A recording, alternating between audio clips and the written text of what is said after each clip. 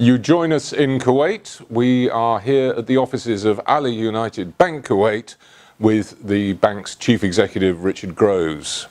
Richard, if I can begin with where the Ahli United bit comes from. AUB took a stake in the bank back in 2002, and in 2010, Ahli United Bank Kuwait switched from being a conventional institution to being Sharia compliant. What was behind that decision?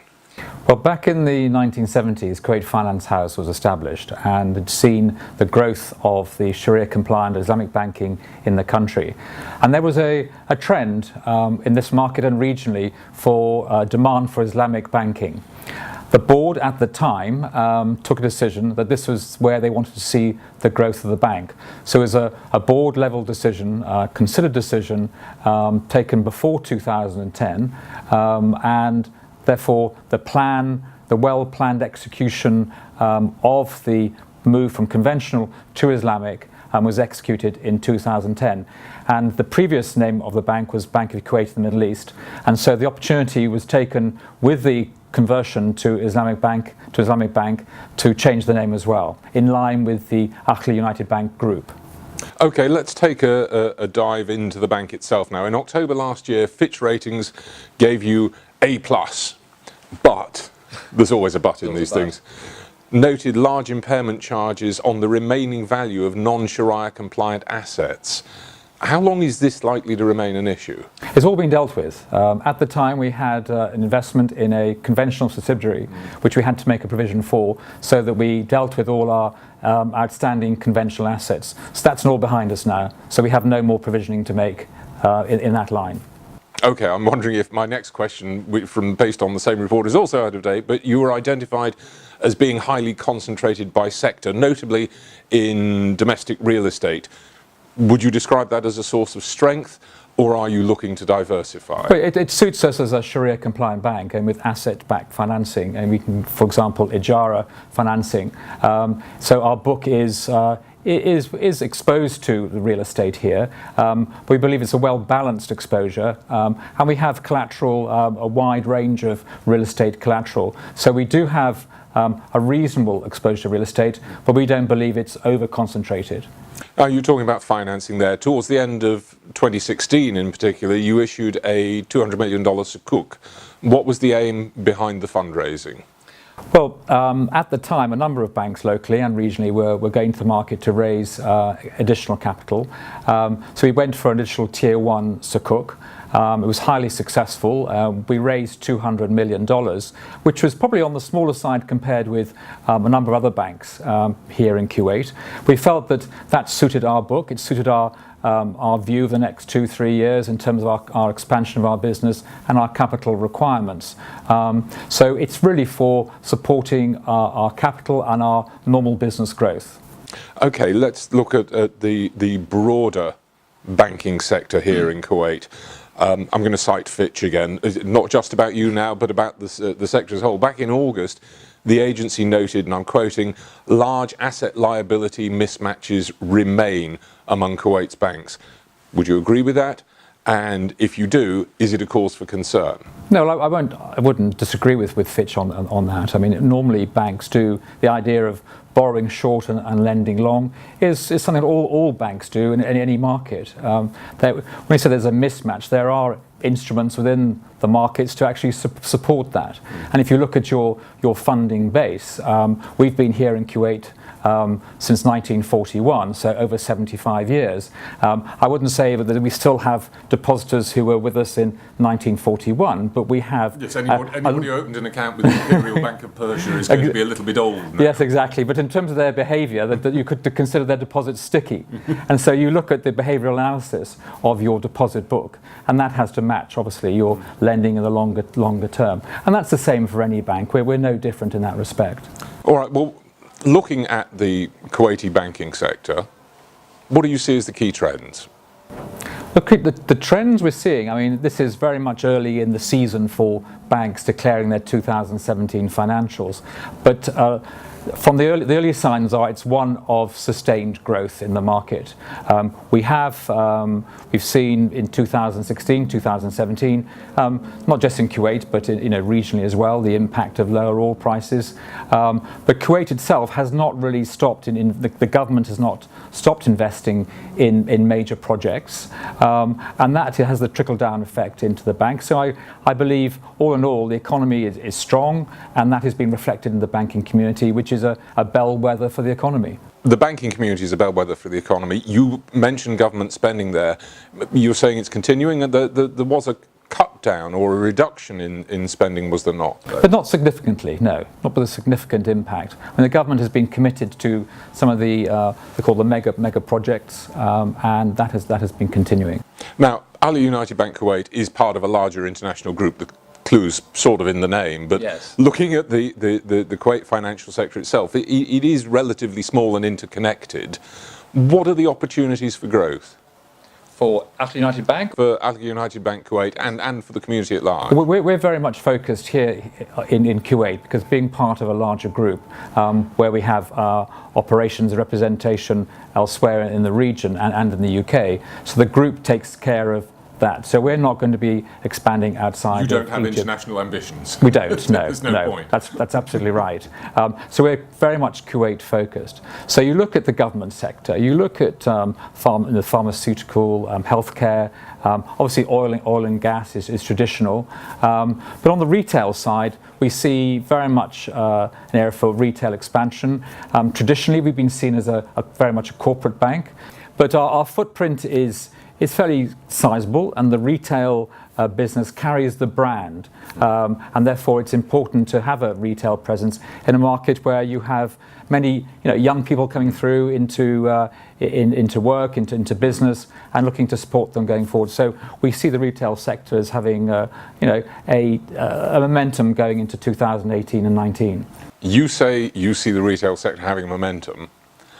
What are you doing to make sure that is sustained? What are the, insofar as you can tell me, yes. what are the plans the bank has to sustain that, to build on it? Well, I would say it's much more focused than we've had it in recent years. In terms of, if you look at our marketing program, so basically our products are similar. You have a savings account, you have a current account, you can have a loan, you have a mortgage or an ijara, buy property. Those are similar, but you can tweak those in different ways, and how you present them to the market. Again, how you present the brand. So in terms of our marketing campaign is much stronger. We've been slow to market in terms of social media for very good reasons. I mean, today we find social media is coming under all sorts of attack for the influence it has on people's lives. But we believe that we have a considered approach to use of social media to reach out to perhaps a customer base which has not seen us as their natural fit. So there are a number of things we can do on product, but also on branding, which will help us grow our business. You talk about the fit of the customer base there. What's the competition? Do you think you compete only against Islamic institutions, or do you compete against conventional institutions as well? How do you view the marketplace you sit in that way? Do you segment between the two, or do you think that it's all competition? Well, definitely there will be those who want to choose Islamic banking, Sharia compliant banking, because that's very much what they want. There are those perhaps who will never want to use it, but in between there are the majority of our customers or potential customers who will choose a bank based on its products and services. So that means really the customer base is quite wide, but the competition is with both conventional and with other Islamic banks. So, what are you doing to address that competition in terms of the product set? How do you see Islamic finance products evolving in the future? Well, they will evolve with, one, it's by customer demand, and two, by looking at the different ways that we can present ourselves. I mean, there are the traditional Sharia compliant products which are not changing rapidly, but recently we introduced profit rate swaps, the equivalent of interest rate swaps, and we were first to market in Kuwait on those. So we are looking at ways of improving our product in a Sharia compliant way. But it's a matter again of really taking the existing structure and tweaking them in a Sharia way so we can present those to our client base and make them attractive, whether it be in delivery or in pricing or in some other form which makes it an attractive product. That's the key, is what makes it attractive, because banking products are generic. In that sense, it's almost a commodity business. What would differentiate, I'm assuming, your bank from any other bank is efficiency, speed, quality of service. Absolutely. The service is the differentiator. I mean, increasingly now we see change in banking. I mean, I've been in banking now for 40 years, so you're seeing the accelerated change, almost as long as AUB. But you see the accelerated change, the fact that there are very new ways of doing things which weren't around 5, 10 years ago, and the ability to people or customers to adapt to a technology and their hunger for new technology. So the whole payment system is going to go under very rapid change. So your ability to, as a bank, whether it be conventional or Islamic, to move with that will be a key differentiator. Kuwait, as I've said, is not necessarily at the leading edge of fintech, but I think it will be very much a fast follower, because we see in the people, the youth today, a hunger for technology, and they like to see banks having that latest technology. Well, the bottom line, and this is something that's come up in a number of discussions I've had with people, the bottom line is this: if I shop online at Amazon or Apple, I can do so 24/7. I can do it on a multiplicity of devices. I can start a transaction on one device and finish it on another. And I'm going to expect that kind of service from my bank as well. And it doesn't matter whether I'm an expat or a national in any of the countries of the region. That's what I'm going to expect. That's what banks in the region have got to deliver. It's been said to me, and you've hinted at this yourself, that banking is going to change fundamentally more in the next 10 years than it has in the last 100. But I would add to that a lot of those changes the customer won't necessarily see, because they're going to be back office changes, they're going to be internal changes within the bank, which are going to have to be made to meet customer demand and customer expectations of service levels. No, I would agree totally, but the flip side is the onset of cybercrime. And the fact is that it's incumbent on banks to ensure that their customers' business is safe, whatever channel they use, that we can ensure that the whole banking community can ensure that we're not putting the customers' deposits, their wealth at risk. And that is a major challenge for banks, as we've seen in the last couple of years, where there have been very well publicized data leakage or hacking into banks with some loss. So it is incumbent upon the banking community to address this, and I think there are obviously steps being made, but we have to assure customers, as we've done throughout the start of banking, that your money is safe with us. Yes, I should be very peeved if you lost it for me. That would kind of defeat the object of putting my money into a bank in the first place. Exactly. Bearing the issue of security in mind as something that's always got to be there, what are the opportunities for new product areas for the bank, whether it's retail, private banking, SME, corporate banking, etc.? Where are the great opportunities for you, and how will technological change affect that? Well, I think you touched on part of the technological change, which will be the back office process. I mean, if we can make that more efficient, it means the front end with the customer, again, whether it be a face-to-face meeting or can be done digitally, will be much improved. So I think that is one area which we will be addressing as we go forward. Again, as I mentioned before, about corporate banking is key to us in terms of our total business. Again, I don't see a demand necessarily from corporates for specific products. But again, it's the B2B side of business, digital side of business, where we see opportunities coming this year into next year. I think retail I've covered to a certain extent. Private is really private banking. Obviously, in Kuwait, like other Gulf countries, there's been huge amounts of wealth created over the years. Much of that wealth has been put into real estate, not only locally but also overseas. So we help manage our private banking clients' wealth both locally, regionally, and internationally. And I think there's definitely further room for growth there. Okay, so far we've talked a lot in terms of opportunity, what the opportunities are for the bank going forward. Challenges, you've highlighted one already in terms of cybercrime. Are there any other issues you see looking forward where you think we've got to skirt around this, or we've got to get this absolutely 100% right?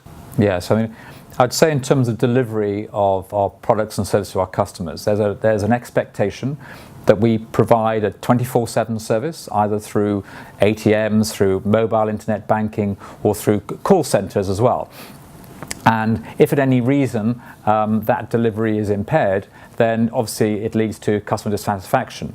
Increasingly, regulators are looking for banks to ensure that they can run 24/7, and if not, why not? And we've seen it in the UK, we've seen the US, where banks actually get fined by regulators for not being able to address a downside risk of delivery. And I think that's something which we will spread. So that for us is very much sort of top of mind. But looking at the competitive landscape, yes, we see other banks which are sometimes ahead of us in technology, and customers there are asking, why haven't you got an iWatch compatible mobile banking system? Or some of our staff will ask us, why haven't we got it? But in terms of... You have staff who are running around wearing iWatches, you're paying them to. Possibly, yes. But it's that, I say, it's still in that technology space in terms of delivery is, is ever present and it's challenging. If that is challenging, it comes down to what drives business value, what drives profits.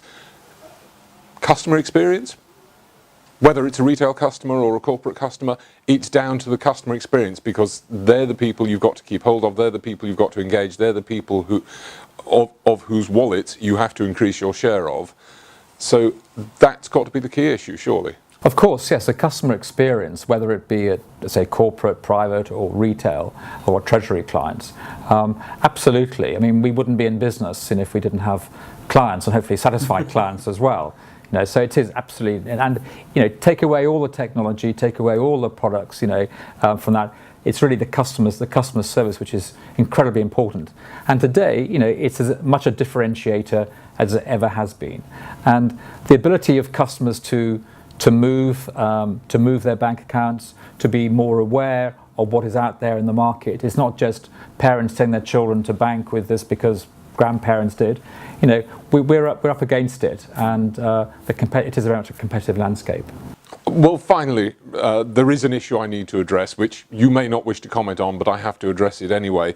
It was reported last year that the bank was in merger discussions with Kuwait Finance House. Is there anything you can tell us about this particular issue? Well, there was a rumour. I never comment on rumours, but there were a number of disclosures made at the stock exchange. And really, other than what has been disclosed and in the public domain, I really have nothing to add, Robin. So I'm sorry, I can't give you any more information on that. Richard Groves, thank you very much indeed. Thank you.